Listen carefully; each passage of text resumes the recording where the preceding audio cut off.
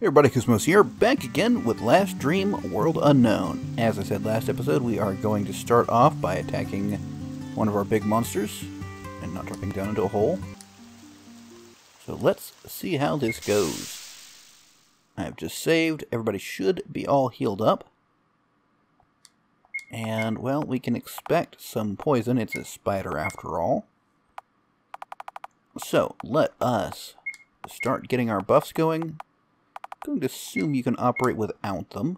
You know what? We are going to start with armed robbery, actually. Might kind of throw things off a little bit. We'll assume it may... Ooh. For just that reason. Get the agility boost, which I don't think I got since I missed. So he might have to do some agility boosting on his own. Or perhaps that agility will do it for him. At least he's not able to hit us very often, so that's good. And of course, Koos will do all that business. Let's get some advanced scouting going on. Yeah, it's the one that lasts the entire battle. And I don't think I need to reduce the targeting. Go ahead and pop that so that when we get ready for business to start, we can just tear through him. Now we are behind a round, basically, with respect to our thievery. It's a shame, but I feel like we should be able to handle it, right?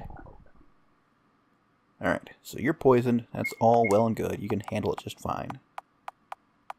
Let us get... go ahead and pop a mana search. It's fine. A healing chant would be lovely. Alright, let's try this again. That little intense study. Here we go. Sapphire Axe, the main item. Not that compelling of an item, but I mean, I want to steal everything. At least from, you know, our big boss monsters. Okay, you are now diseased. That is a bit of a shame. I should do something about that at some point. For now, we'll cast Genius. You can't fix disease, right? Yeah, it does not include. Okay, so you do that. You, my good sir, can you do anything about it? Let's see, I'd suggest I can do it. It at least doesn't have any exceptions. Except for bleed, of course, which is not what we're worried about. Okay, you seem to be fine and dandy. Everybody's nice and smart. You're not paralyzed. Even better. Let's pop a triple threat.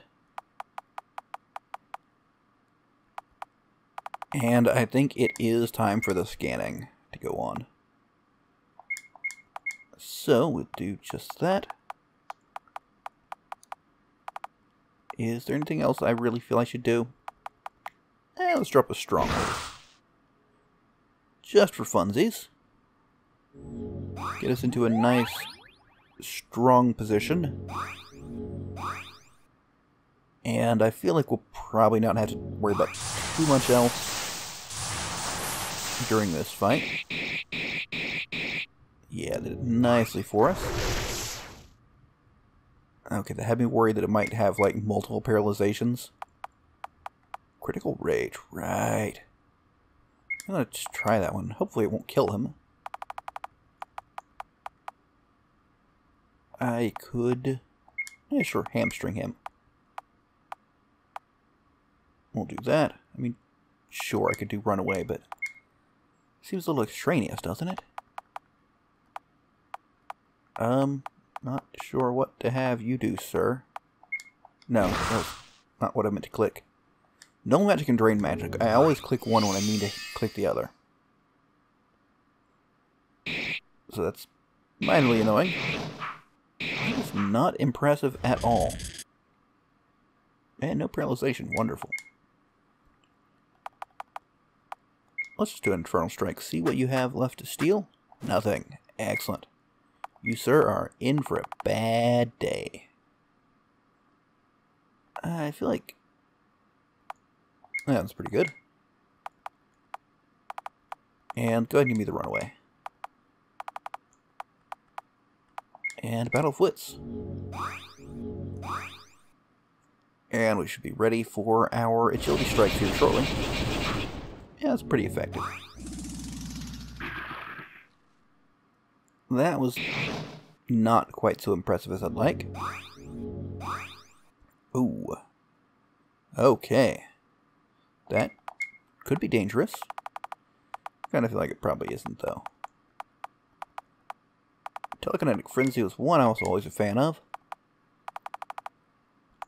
Let's pop that. 2 Agile Strikes. And what do you got? None of that. Let's... Scientific Fury. Nice. Not bad, not bad. There we go. Okay. You cannot handle me, Spider. This is the 132. And we can... where are we? Right. I think that may finish this group of monsters, so let's... oh, that's where we're going to check here in a bit. But first, we want to head back to the Mercenaries Guild. Mercenaries Guild camp, I suppose. Because if that is the last of this group of monsters, we want more to spawn. Alright, so we got... there we go. Okay, so... I didn't really check the things I got. Robes? Was it Ignatius' robe that I got? It's actually pretty good. We'll check that for some other... got... gauntlets. Okay. How do they compare... they're worse at the veneer. Okay. That's a shame. You can't wear that. How about Ignatius armor? Well, that's the same and better. No more bleeding for you. Should I switch? Wait. Let's put the Aegis back on you. Pop over to you. I mean, it is a little bit worse. No. I'm fine with that. Probably. I might switch it around at a future point. Not sure. But what we can do...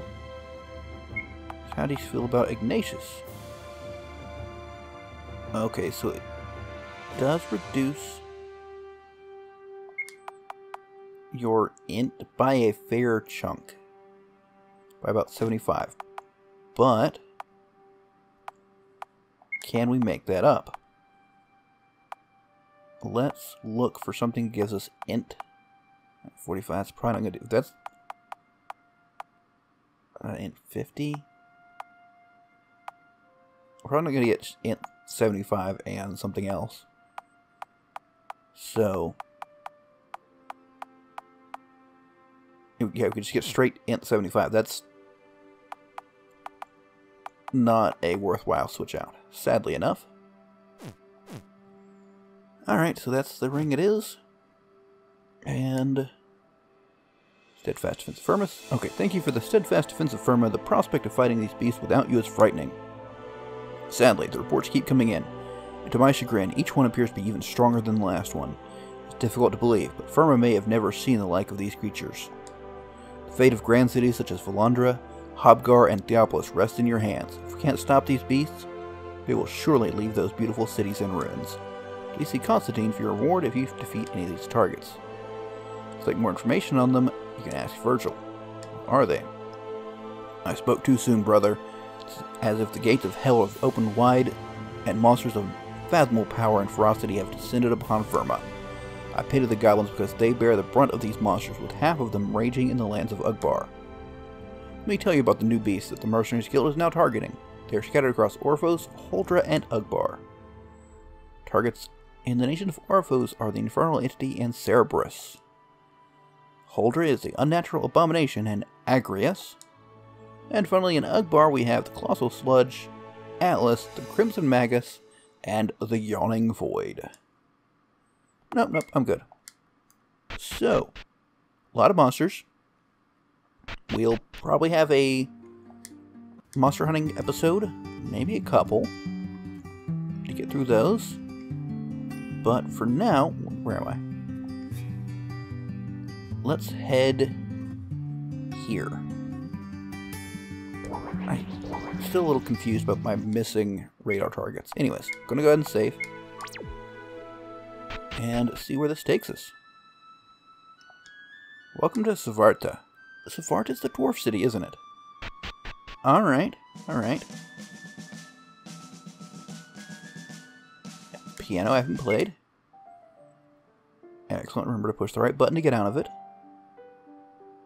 Stop playing, yes. The pianist. Play the piano, no, it's already done that.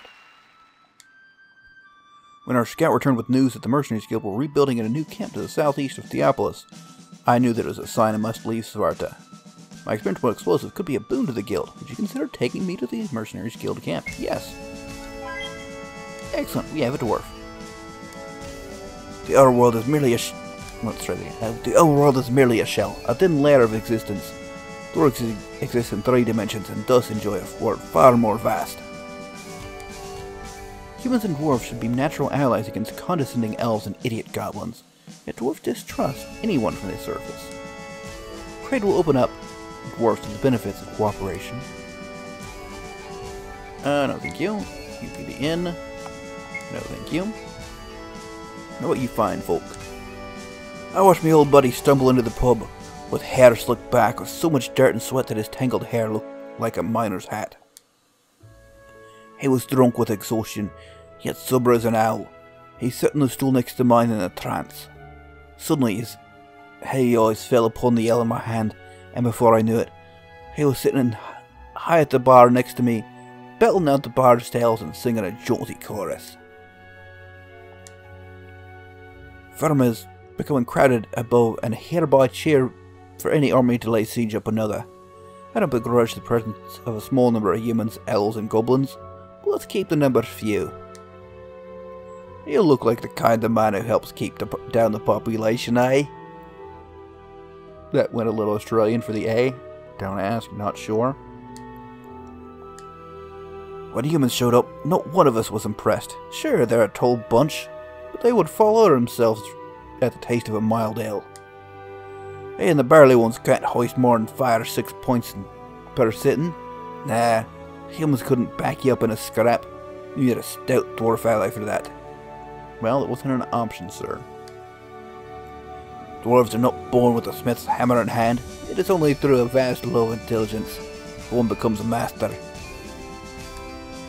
Humans and elves both pretend to rule through pompous oaths and fussy councils. Of course, let us accomplish it until war breaks out.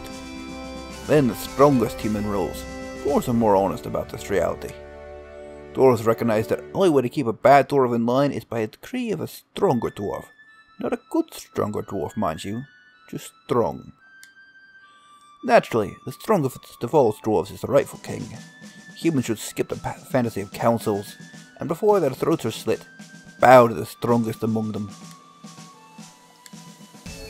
What is a dwarf but an industrious and insular prospector, you say?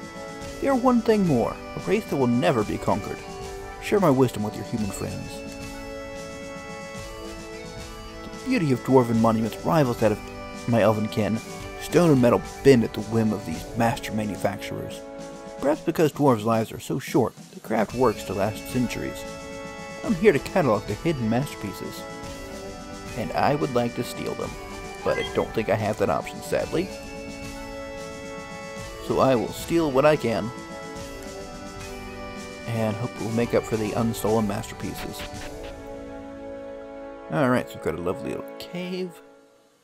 Stuff down there, excellent. Go ahead, just check all the houses. Oh, books. For untold centuries, dwarves kept their emerald, ruby, and sapphire equipment a secret from the overworld. Warfare changed for the uglier when the elves discovered the dwarven stockpiles of gem equipment. Only the Dwarven King and a select group of master dwarven metallurgists knew of the existence of an even greater class of equipment, the mythical Asia's equipment. Well, I have some. Not that mystical, huh? I met an elf with a curious weapon. Picture two small knives attached to each other at their center with a bolt and handles on one end. Pruning shears, he called them. What, I asked him, did he expect to kill with such a wimpy little device? His answer was that he planned to fight his fearsome ogre in Green Garden. I never heard of a gardener, so I just nodded and suggested he might buy an axe. He insisted that his shears were the ideal weapon against gardens. Such silly creatures, I imagine the garden den of men. Alright, so it kind of makes sense. Dwarves all underground don't understand the idea of keeping a garden. And mining bombs, of course. Dwarves keep mining bombs in the bedroom. Never know when you'll wake up and need a mining bomb. Go up or down. Let's go up first. And we can loot the gold. Oh, yes. Can we loot, like, all of it? Good lord, I think we can. That's... I mean, it's not a huge amount of money. Funny, though. Like, the first one, this would be a ridiculous amount of money, but... you know, kind of escalating. Smithing is a tactile language through which we translate firmest truths. When a weapon is brittle, it represents a falsehood wrenched from the stone before its time. A true master listens to the whispering stone and, through his steady hand, transforms mere rock into fine architecture and weaponry. You'll never be a fully actualized warrior until you understand how your weapons and armor came into being, and thereby respect smithing's truths. Alright, cool. I can kind of understand that kind of concept. We have ourselves an item shop. Anything of interest to me? Can I? Oh, I thought I couldn't buy this stuff. I was like, what? How is that possible? You're sawed on, repelling, and all that stuff. Serum, that's... oh no, we have that. Alright, we're golden and everything. We're fine. Let's see if you have anything for me to steal. Nothing? Come on. Alright, we go. Some remedies. I'm just like taking off his shelf. I'm like, yeah, sure. I'll take this. Put it in my pocket. Don't care. I'll just toss that one to the ground apparently and destroy it. Presumably you're going to be skill orbs. The orbs kind of give that away. As I told you, you can't open the book no matter how hard you try. I don't need these. I've got a crazy amount of perfects. There we go. Okay.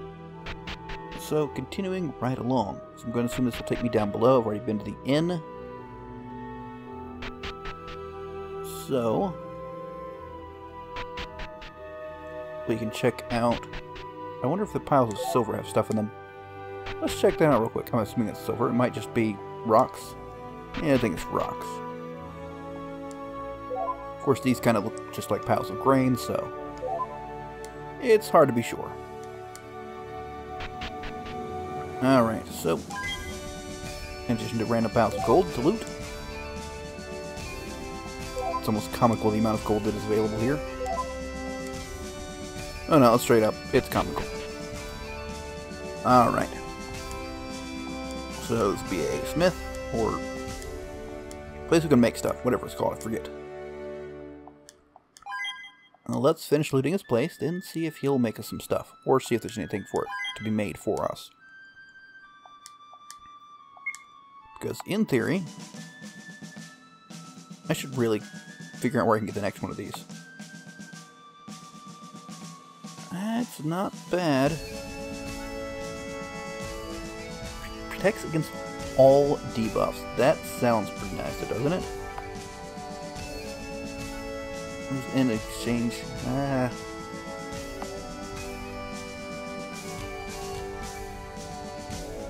increase defense. That sounds pretty nice. I'll lose a bit of magic defense.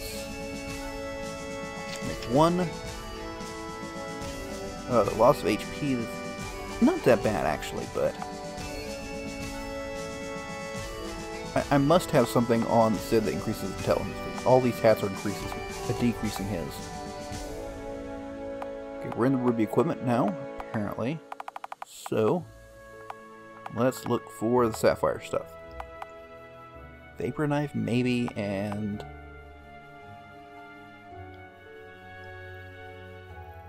that's not bad. That's a little unimpressive. Alright.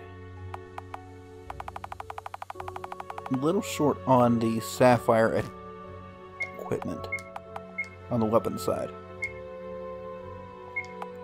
Yeah, I don't think I really want to switch. I mean, I've made it, but...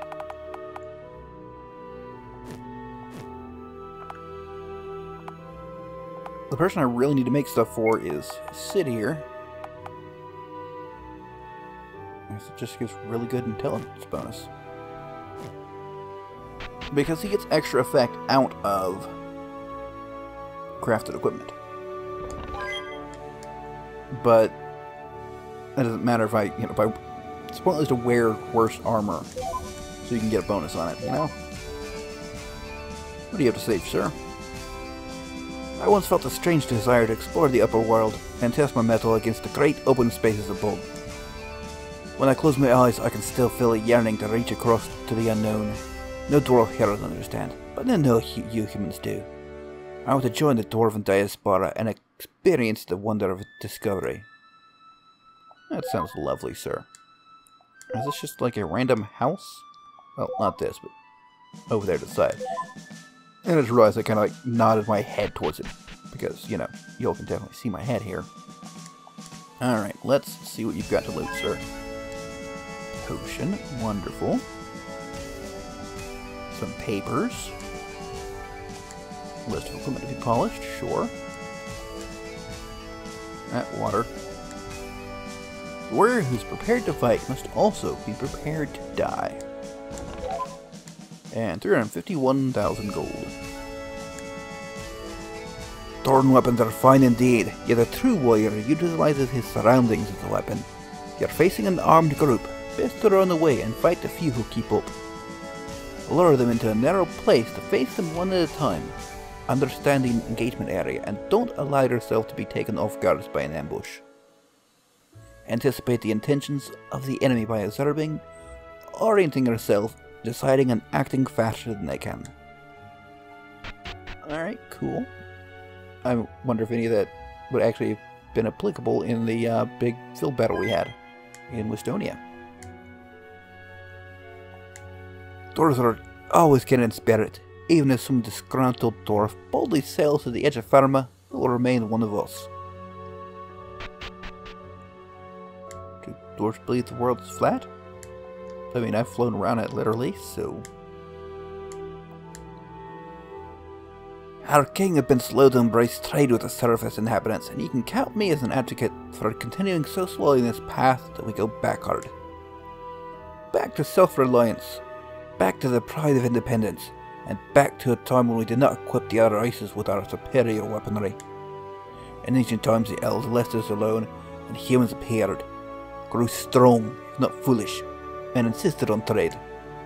When I first encountered goblins, I nearly slaughtered them all, thinking them to be weak monsters. But they were so docile and silly, I realized they must be some new race. Hence, we have let them all live. I yearn for the respectful distance we once enjoyed and greatly caution you humans to lay us be. A lot of grumpy old dwarfs just don't like anybody. That's okay, we'll take their stuff happily.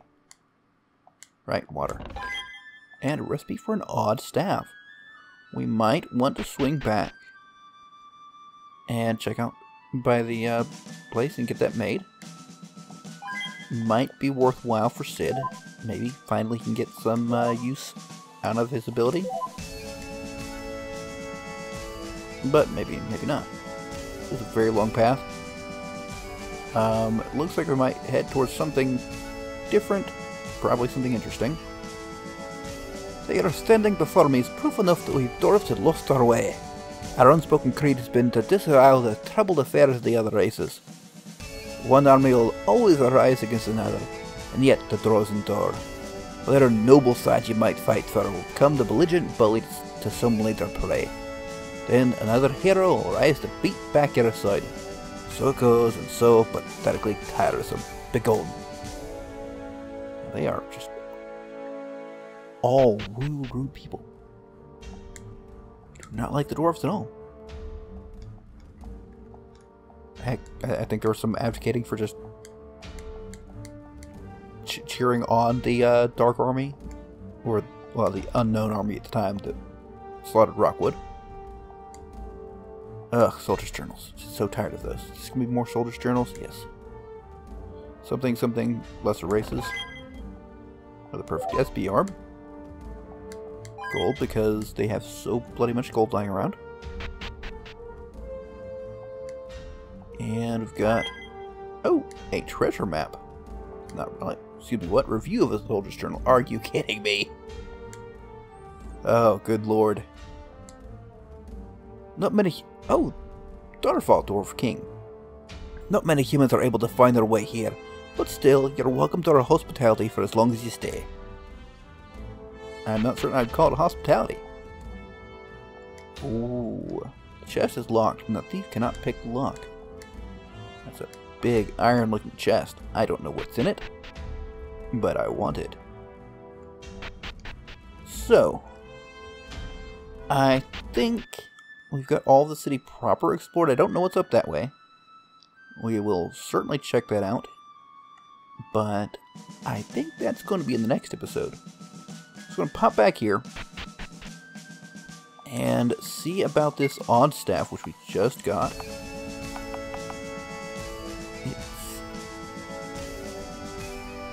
I don't know, I'm going to make one.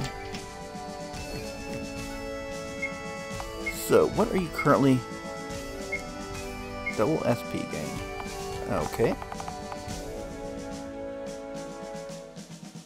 And it's Ignatius staff? Okay. Does it just...